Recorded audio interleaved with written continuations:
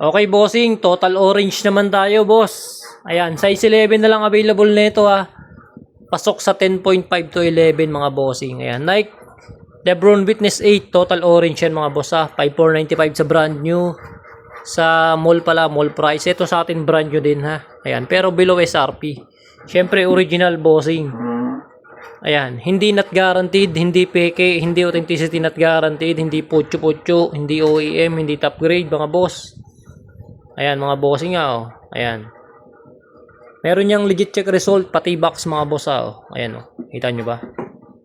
Ayan, size 11 na lang meron, nabili na yung size 10.5 natin na ito ha.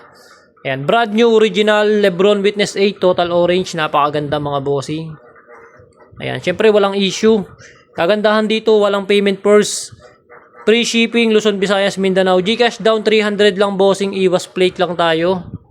Ayan mga boss, syempre mahirap magpadala pag walang down payment bossing. Maraming trippings ngayon boss.